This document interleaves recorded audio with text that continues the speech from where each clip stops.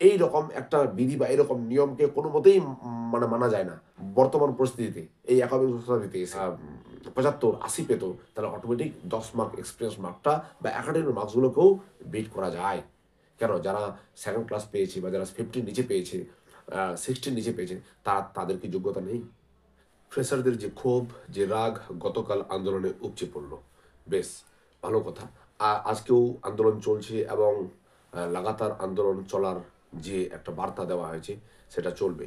কিন্তু প্রশ্ন হচ্ছে যে ভ্যাকেন্সি বাড়ানোর জন্য যে আন্দোলন, সেই ভ্যাকেন্সি সরকার তো চাচ্ছে যে ভ্যাকেন্সি বাড়ুক। সরকার তো এটাই চাচ্ছে যে ভ্যাকেন্সি বাড়িয়ে ইন সার্ভিস টিচারদেরকে, যেই সমস্ত ইন সার্ভিস টিচার পড়াশোনা করেনি বা প্রিপারেশন নেয়নি, ৩০-৩২ পেয়েছে সাইটের মধ্যে, তারা আবার ঢুকে যাক তারা। প্রচুর ইন সার্ভিস টিচার আছে যারা কিন্তু খুব কম নম্বর পেয়ে কাট অফ মার্কস ক্লিয়ার করতে পারেনি এবং সেকেন্ড, থার্ড ফেজ ভেরিফিকেশনেও তারা আসতে পারবে না এই অবস্থায়। তার উপায় কি? উপায় হচ্ছে সরকারকে এমনিতেই ভ্যাকেন্সি বাড়াতেই হতো তাদের জন্য। এটা স্পষ্ট আ উম কমিশনের এবং সরকারের যে বার্তা, তাতে বোঝা যাচ্ছে আগেও এইরকম বার্তা দিয়েছিল, আজকেও দিল।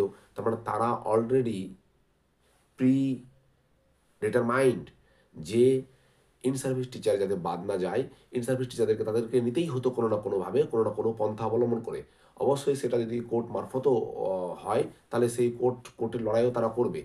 তো ভ্যাকেন্সি বাড়ানোর কথাটা তো অলরেডি সরকারও মনের মধ্যে রেখে নিয়েছিল। তাহলে উপায় কি? তাহলে এখানে তো জেনারেল ক্যান্ডিডেটরা যারা ফ্রেশার ক্যান্ডিডেট তারা আন্দোলন করছে আর ফল আ ইন সার্ভিস টিচাররা খেয়ে নিবে। কারণ ইন সার্ভিস টিচার খালি ২০১৬ ই নাই। ২০১৬ পূর্ববর্তী প্রচুর ইন সার্ভিস টিচার আছে। প্রচুর। প্লাস যদি এনভিএস, কেভিএস, ডিএসএসবি এই যদি কন্ট্রাকচুয়াল এবং ইন সার্ভিস টিচারদেরকে যদি মান্যতা দেয় ভেরিফিকেশন এর মাধ্যমে, কোর্ট কেসের মাধ্যমে, ভোকেশনাল টিচারও কোর্ট কেস করে রেখেছে।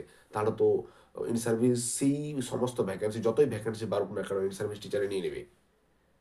এই অবস্থায় উপায় কি তাহলে? উপায় হচ্ছে নতুন পরীক্ষার জন্য নতুন ফ্রেশ সিলেকশন প্রসেস, একদম ফ্রেশ সিলেকশন প্রসেস এবং বিধি পাল্টাতে হবে। ৬০ নম্বরের পরীক্ষা দিয়ে হবে না।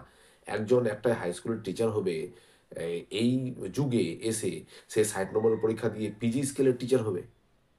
কোনো মানে হয় কোনো? মানে তার একাডেমিকের এবং তার এক্সপেরিয়েন্স এর উপর আ বেস করে সে মানে টিচার হবে? একাডেমিকে কারো ৬ থাকতেই পারে। কেউ আম 2nd ক্লাস পেতেই পারে। আম গ্র্যাজুয়েশনে বা পোস্ট গ্র্যাজুয়েশনে। তো তার মানে সে কি ভালো ছেলে না? তো তার জেনুইননেস বা তার মধ্যে যে অ্যা আ নলেজ আছে তার যাচাইকরণ কোথায় হচ্ছে? মাদ্রাসার মতো ১০০ মার্কের পরীক্ষা নিক, নেগেটিভ মার্কিং নিক এবং তার মধ্যে যেগুলো একাডেমিক কোয়ালিফিকেশন, মিনিমাম যেগুলো একাডেমিক কোয়ালিফিকেশন সেগুলোকে ধরা হয়। দেখো একাডেমিক কোয়ালিফিকেশন এর উপর কিন্তু গুরুত্ব কম দেওয়া হচ্ছে। বিভিন্ন আ মানে সারা দেশব্যাপী যে পরীক্ষাগুলো হয়, আর আমাদের এখানেও প্রাইমারি যে টেটের ক্ষেত্রে যে ১৫০ মার্কে যে ৫ মার্কে নিয়ে আসা হয়েছিল। মানে রিটেন মানে নলেজকে এতটাই কম গুরুত্ব দেওয়া হতো, ১৫০ মার্কের টেট পরীক্ষার থেকে ৫ মার্কে নিয়ে আসা হয়েছিল। সেটা কিন্তু বেড়ে ২৫ হয়েছে। কোর্টের অনুমতিক্রমে, কোর্টের হস্তক্ষেপে। তাহলে এখানে ৬০ নম্বরের পরীক্ষা কেন ১০০ নম্বরের হবে না? আর যদি বিধি আগে যেমন ২০১৯ এর যে বিধি ছিল, যেগুলো সাঁওতালি মিডিয়াম স্কুলের ক্ষেত্রে কম্পালসরি বাংলা, কম্পালসরি ইংলিশ। তারপর তোমার আম ১৫০ নম্বরের পরীক্ষা। তারপর তোমার আ জেনারেল নলেজের উপর একটা টপিক থাকবে বা একটা আম এমসিকিউ থাকবে। সেরকম বেস করে যদি ৩০০ মার্কের পরীক্ষার মধ্যে যদি হয়, তাহলে তো সবচেয়ে বেস্ট। তাহলে তো সবচেয়ে বেস্ট। তো এই সরকার বা এই কমিশন করবে না। এরা অপদার্থ, সোজা কথায়। এরা মানে একটা হাই স্কুল টিচার হবে, তাকে যাচাই না করেই তাকে 60 মার্কের এক্সামের মধ্যে এত সহজ কোয়েশ্চেন করিয়ে মানে কিভাবে আ যারা কোনমতেই পড়াশোনার মধ্যে নেই, তারা বিভিন্নভাবে এক্সট্রা সুযোগ নিয়ে তারা এসে চলে আসছে। এবং ভ্যাকেন্সি বাড়লে তারাই আবার তোমার ওই 2nd phase, 3rd phase verification পেয়ে যাবে।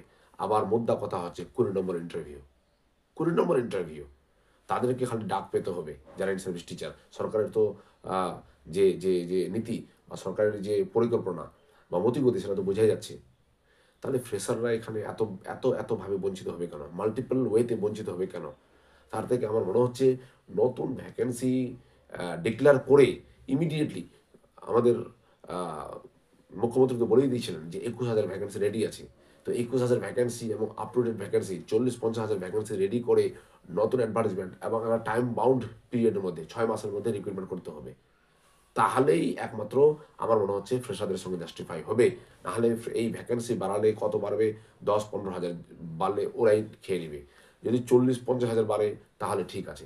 তার মধ্যে আবার আন্দোলনকারীদের মধ্যে অনেকেই যারা 60 পেয়েছে, 59 পেয়েছে, 58 পেয়েছে, 57 পেয়েছে বা 50 প্লাস পেয়েছে, তারা এই আন্দোলনের সঙ্গে বা এইরকম একটা মুভমেন্টের সঙ্গে জড়িত থাকবে। কিন্তু তার থেকে কম যারা পেয়েছে তারা তো তারা তো বলবে যে এমনি আমি পাইনি আর ভ্যাকেন্সি বাড়লেও আমি পাবো না। তার থেকে সবাইকে নিয়ে চলতে হলে একমাত্র আমার মনে হচ্ছে ভ্যাকেন্সি বাড়ানোর বা ভ্যাকেন্সি বাড়ানোর চেয়ে নতুন ভ্যাকেন্সি ক্রিয়েট করে ৬ মাসের মধ্যে টাইম বাউন্ড একটা পিরিয়ডের মধ্যে দিয়ে সমস্ত প্রক্রিয়াটা শেষ করতে হবে। অবশ্যই বিধি চেঞ্জ করে ৬০ নম্বরের পরীক্ষা তো হবে না। ৬০ নম্বরের পরীক্ষাতে একাডেমিকে অনেকেই এগিয়ে যাবে। যারা 60% পেয়েছে পোস্ট গ্র্যাজুয়েশনে তারা ১০ পাচ্ছে। আর যারা 59 পাচ্ছে তারা ৮ পাচ্ছে। এই ২ মার্ক কম্পিটিটিভ এক্সামে অনেক বিশাল বড় একটা ব্যবধান তৈরি করে দিচ্ছে। তাহলে এইটা যাতে না থাকে, যাতে ২ মার্ক কেন ১০ মার্ক কেন ২০ মার্ক যাতে বিট করা যায় একাডেমিক লিখিত পরীক্ষার মাধ্যমে বিট করা যায়। হ্যাঁ, এই ১০ মার্কটা যদি তোমার ১০০ মার্কের মধ্যে থাকতো এক্সপিরিয়েন্স নাম্বারটা যেমন মাদ্রাসাতে ছিল এবং নেগেটিভ থাকতো তাহলে এই ১০ মার্ক অনায়াসে বিট করা যেত। অনায়াসে ১০ মার্ককে বিট করা যেত। কেউ যারা ইন সার্ভিস টিচার যারা বা যারা পড়াশোনা করবে না সেরকম সে ইন সার্ভিস হোক ফ্রেশার হোক তারা যদি ১০০ মার্কের মধ্যে ৫০ পেত এবং যারা পড়াশোনা করেছে তারা যদি ৭৫-৮০ পেত তাহলে অটোমেটিক ১০ মার্ক এক্সপিরিয়েন্স মার্কটা বা একাডেমিক মার্কসগুলোকেও বিট করা যায়। কেন? যারা সেকেন্ড ক্লাস পেয়েছে বা যারা 50 নিচে পেয়েছে, 60 নিচে পেয়েছে তাদের কি যোগ্যতা নেই? তাদের কি যাচাই করার মতো বা তাদেরকে ওই প্রক্রিয়ার মধ্যে নিয়ে আসার মতো আ আ মানে পরিকল্পনা করা যায় না? কারণ তারা 59 পেয়েছে কোনো কারণবশত ওই সময় ওই পিরিয়ডে গ্র্যাজুয়েশন বা পোস্ট গ্র্যাজুয়েশন যখন চলছিল তখন তার কোনো কারণবশত নাম্বার কম হতেই পারে। সেই নাম্বারের যে দায়ভার, সে কম নাম্বারের দায়ভার সে সারা জীবন বয়ে নিয়ে বেড়াবে। এটা কোনো কথা হলো? এটা কোনো কথা না। আমরা দেখি নাই যে একাডেমিকে নাম্বার কম পাওয়া ব্যক্তিরা আইএএস, আইপিএস, ডব্লিউবিসিএস হচ্ছে। তাহলে যারা একাডেমিকে কম পাওয়া ব্যক্তিরা যদি আইএএস, আইপিএস, ডব্লিউবিসিএস হয়, তাহলে একাডেমিকে বেশি পাওয়া প্রার্থীরা আমরা কেন এটাকে টেক ফর গ্রান্টেড নিয়ে নিচ্ছি যে তারা ভালো হবেই? এইরকম একটা বিধি বা এরকম নিয়মকে কোনো মতেই মানে মানা যায় না। বর্তমান পরিস্থিতিতে এই একবিংশ শতাব্দীতে এসে। মোটেই না, মোটেই না। এটাকে সমর্থনযোগ্য না। ভ্যাকেন্সি বাড়িয়ে এই বিধিতে যেটা ২০১৬ র বিধি বা ২০২৫ এর বিধি যেটা তৈরি করেছে, এই বিধিতে ভ্যাকেন্সি বাড়িয়ে কোনো সুরাহা হওয়ার নেই। আবার ঘুরে ফিরে ইন সার্ভিস টিচারাই পাবে। ফ্রেশাররা আবার বঞ্চিত থেকে যাবে। ফ্রেশারদের মধ্যে আবার দলাদলি লেগে যাবে। আর ২০১৬ প্যানেলের মধ্যে যা যা যা যা পরিস্থিতি তৈরি হয়েছে, যা ক্রিটিক্যাল সিচুয়েশন তৈরি হয়েছে, এইরকম পরিস্থিতি চলতে থাকবে। তার থেকে বেটার ফ্রেশ রিক্রুটমেন্ট ৩০,০০০, ৪০,০০০ যাই ভ্যাকেন্সি ২১,০০০ ভ্যাকেন্সি তো মাননীয় ঘোষণা করেই দিয়েছে। তার সঙ্গে আরও ১০-১৫,০০০ ভ্যাকেন্সি জড়িয়ে দিয়ে যদি ৩০-৩৫,০০০ ভ্যাকেন্সিতে একটা নতুন ফ্রেশ রিক্রুটমেন্ট করা যায়, অবশ্যই ১০০ মার্ক বা তার থেকে বেশি তোমার লিখিত পরীক্ষার বিধিতে গ্যাজেট পরিবর্তন করে যেহেতু সরকার এখন চাপে আছে সামনে ভোট এবং সরকার নিজেই ফেঁসে গেছে আর তাছাড়া কোশ্চেন সহজ করার ফলে 60-তে 60 পাওয়ার ফলে 60+10 70-এর মধ্যে 70 পাওয়ার ফলেও যদি একজন ক্যান্ডিডেট এই সময়ের এই কম্পিটিটিভ এক্সামের মধ্যে দিয়ে যদি না পায় তাহলে তো সেটা বার্তা সমাজে কি যাচ্ছে? তাহলে সমাজের সকল মানুষ তো এটাতে সাপোর্ট করবেই। কেন আমার কাছে আর অপশন নেই। আপনি আমাকে ৭০ মার্ক দিয়েছিলেন। আমাকে আ আমার আমার সমস্ত রকম ভাবে যাচাই করেছেন। আমি যাচাইতে উত্তীর্ণ হয়েছি। ৭০ এর মধ্যে ৭০ পেয়েছি। তারপরেও আমাকে যদি না নেওয়া হয় বা একটা ইন্টারভিউ কলটুকু, ভেরিফিকেশন কলটুকু যদি না পাই, তাহলে এইরকম একটা পরিস্থিতিতে আপামর জনগণ, সাধারণ মানুষও তো সাপোর্ট করবে এই ব্যাপারটাতে। সাপোর্ট করছো। অতএব এই ফেভারেবল টাইমে ঠান্ডা মাথায় রেখে একটু দূরদৃষ্টি সম্পন্ন ভাবে চিন্তা করে আমার মনে হচ্ছে যারা নেতৃত্ব আছে তাদের সঙ্গে তো সাপোর্টে আছি আমরা। তারা মনে হচ্ছে নতুন একটা ফ্রেশ রিক্রুটমেন্ট ৬ মাসের বাউন্ড মানে একদম তোমার আহ, বিধিতে লেখা থাকবে, সেই রকম যদি হয় আমার মনে হচ্ছে সবচেয়ে বেটার হয়, সবচেয়ে বেটার হয়। তাহলে আবার নতুন রিক্রুটমেন্ট হবে, তখন বিধি তো ওইভাবেই তৈরি করা হবে যাতে এক্সপিরিয়েন্স মার্কস না থাকে, সবাই সমান, তাহলেই একমাত্র সম্ভব। ঠিক আছে, তো এইরকম একটা চিন্তা ভাবনা যদি করা যায় তাহলে আমার মনে হচ্ছে বেটার হবে। এখন ফেভারেবল টাইম আছে, কিন্তু সরকার বা কমিশন কতটা সদিচ্ছার সঙ্গে করবে এগুলো কাজ, সেটাও ঠিক। আর তাছাড়া সরকার যে কমিশন যে ভ্যাকেন্সি বাড়ানোর কথা বলেছে বা বলছে, সেটা